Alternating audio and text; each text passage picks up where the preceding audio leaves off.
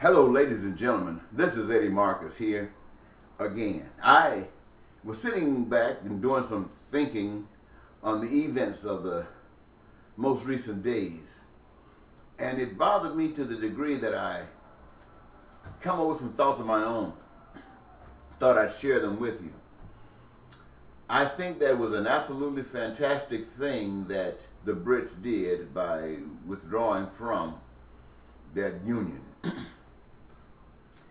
It is so wonderful to feel liberty, to feel free, to be bound to something that works against you is just unthinkable.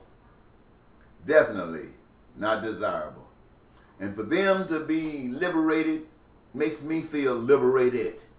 And it should make all of these other nations that found themselves bound under some rule or regulation set in place by those who really didn't care about them, as has happened here in America, in the United States, where we've had our jobs, where people used to have a standard of living or something, but we put in some politicians that sold those jobs out to some other country for some other reason that we never knew of because we never benefited from it.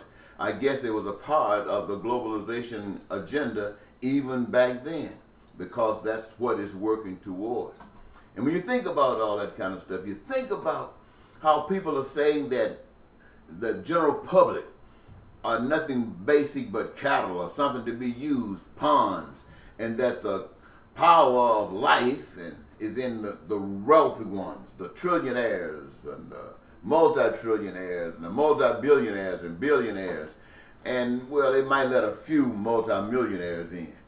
And I'm thinking, and they just want to say they run everything. They come in with politicians that lie to us, ladies and gentlemen. And here's a perfect example. We are here in America. We call ourselves free people, democracy, over 300 million of us. And right now we're in a presidential dilemma where you got a guy who was rich, stepped into the political race, started talking stuff and got some support. He's the Republican candidate, a presumptive. And then you got the Democrats, somebody just put them up there. And now you got people who the nation has an unfavorable for both of them.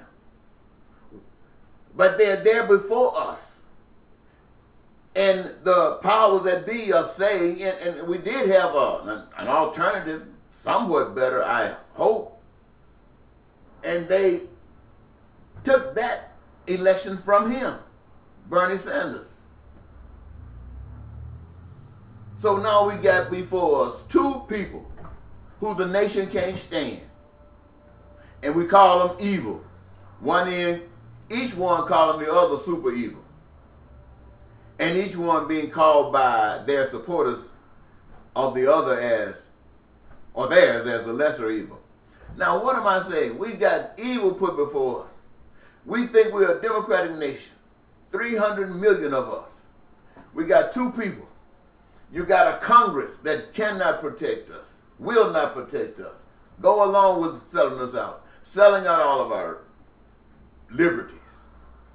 Want to take our guns away. The only thing that makes somebody think twice about entering your house or slapping you. You look at the nations that don't have nuclear weapons. Are they respected by any nation that has nuclear weapons? So whoever has a gun, who's going to respect a man that does not? And a man that does not, what is he going to do to go up against a gun? Give up his life anyway, or become a fool if he tries? So I ask you, ladies and gentlemen, what do you think about yourself? Think about this. These two guys going to be, one of them will come out as the CEO of the United States, president, supposedly representative of a democracy of we the people, and we can't stand them, and we can't do a thing about it. We say we are a nation of laws. Any law that would bind a nation of people to the devil, and he can't get out of it, is hell. It's hell.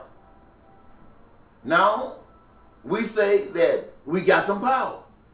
We say that we believe in a God. We say all kinds of things, but I'm saying if you don't believe in hell, then what good is it if you don't believe in God? Because if you don't believe in God, then everything that you believe in has something to do with hell. You might just believe in your side of hell.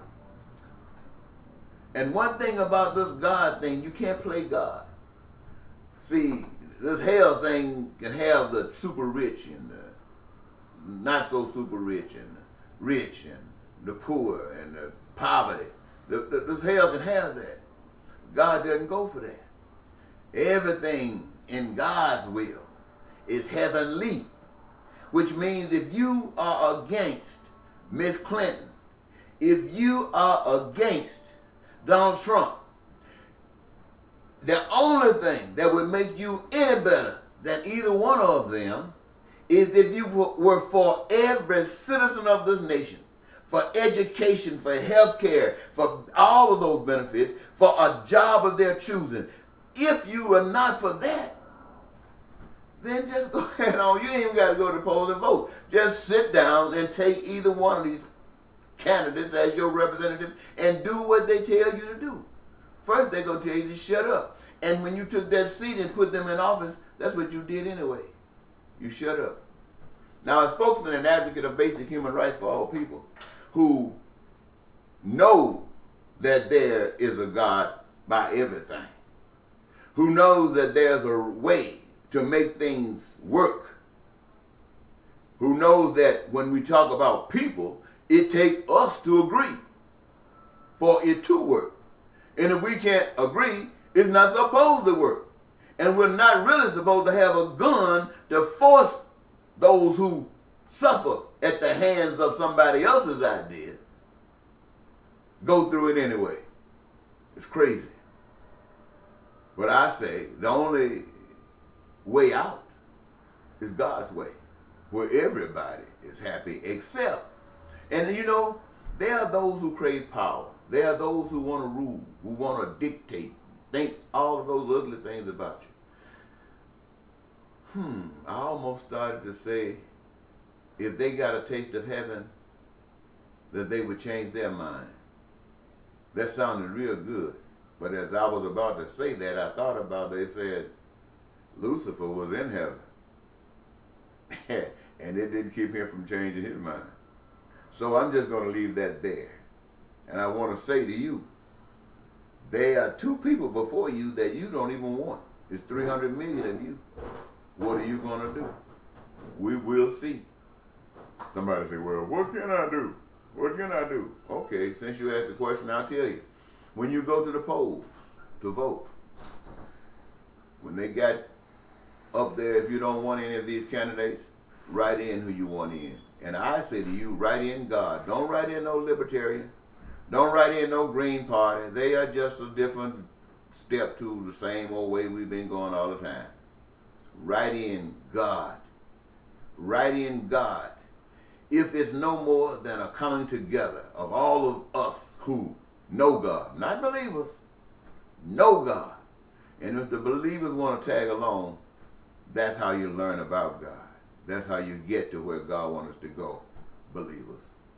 By tagging along to those who know. And those who know that they know, because God is the God of us all. And God loves us all the same.